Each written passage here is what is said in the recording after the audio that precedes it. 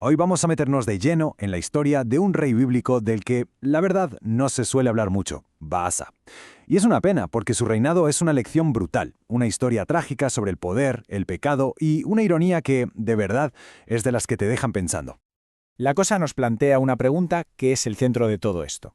¿Cómo es posible que la persona que ejecuta una sentencia divina acabe cayendo exactamente en lo mismo? Vamos a desgranarlo.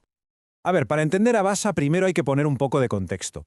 La historia no empieza con él, empieza con un juicio que ya estaba en el aire cerniéndose sobre la casa real de Israel.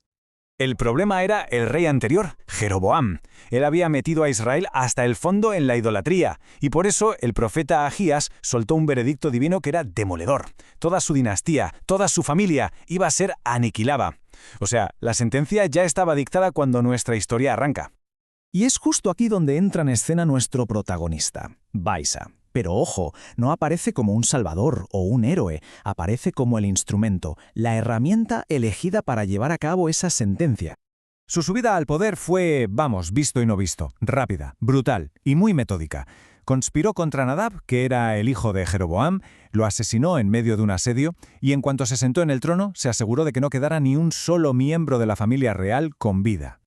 Y aquí viene un detalle que es la clave de todo. El propio texto bíblico recalca que esta masacre no fue simplemente una jugada política para hacerse con el poder, no. Fue el cumplimiento literal, al pie de la letra, de la profecía que ya se había anunciado. En ese momento, Baasa estaba actuando como un agente de la justicia divina. Pero claro, aquí es donde la historia da un giro muy oscuro. Una vez que está en el trono, el hombre que ha ejecutado el juicio por los pecados de otro empieza a caminar por ese mismísimo camino que estaba prohibido. Baasa reinó durante 24 años desde la capital, Tirsa. A ver, para la época, un reinado tan largo, tan estable, cualquiera podría pensar que era una señal de éxito, ¿no? Incluso de aprobación divina.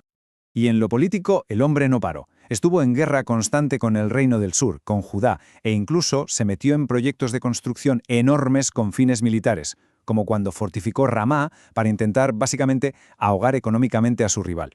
Y Aquí está la trágica ironía, el meollo de la cuestión. El veredicto del texto es aplastante. A pesar de haber borrado del mapa a la familia de Jeroboam por su idolatría, Baasa hizo exactamente lo mismo. Continuó con las mismas prácticas que Dios había condenado. El juez se convirtió en un calco del criminal. Como es lógico, esta hipocresía no iba a pasar desapercibida. La consecuencia, pues, fue una nueva profecía. Una que, cuando la escuchas, suena terriblemente familiar. Dios no se queda callado, por supuesto. Me envía a otro profeta, a Jehú, para que se plante delante de Baasa y le diga las cosas a la cara. El mensaje es clarísimo. El haber sido usado como un instrumento de juicio no le daba carta blanca para desobedecer. Y esta comparación es que es el corazón de la historia. La sentencia contra Baasa es un eco, casi una fotocopia, de la que él mismo ejecutó contra la familia de Jeroboam. Distinto profeta, distinto rey, pero la misma promesa de aniquilación, la misma imagen espantosa de los cuerpos sin sepultura, devorados por los animales. La justicia divina es como un espejo implacable. Entonces, ¿qué podemos aprender de todo este ciclo tan trágico? La historia de Baasa no es solo un relato antiguo, de verdad que contiene lecciones que no pasan de moda sobre la naturaleza humana y la responsabilidad. La primera lección, y es fundamental, es esta. Que Dios te utilice para un propósito concreto no te da un cheque en blanco. No te exime de tu responsabilidad de obedecer. Baasa era la herramienta, pero se olvidó de que tenía que ser fiel a quien manejaba la herramienta. Y esta es quizás la lección más incómoda de todas. Baasa es el ejemplo perfecto del peligro que hay en juzgar a los demás sin mirarse primero a uno mismo. Es el caso de Manuel de ver la viga en el ojo de Jeroboam, pero ignorar por completo la que estaba creciendo en el suyo. Sus 24 años en el trono podrían parecer un éxito rotundo. Pero, desde el punto de vista de Dios, su largo reinado fue un largo fracaso. La estabilidad por fuera no significaba absolutamente nada sin integridad por dentro. Y la cuarta lección es de una lógica aplastante. La historia demuestra una consistencia total. La profecía contra Jeroboam se cumplió a través de Baasa.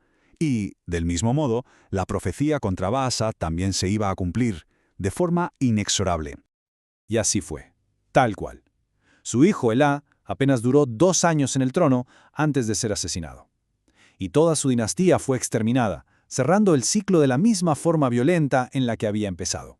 el juicio se completó. Y con esto cerramos el análisis, pero dejando una pregunta en el aire para reflexionar.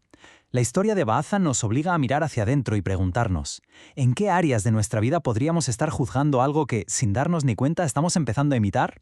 Es una pregunta que resuena mucho más allá de los reyes y reinos de la antigüedad.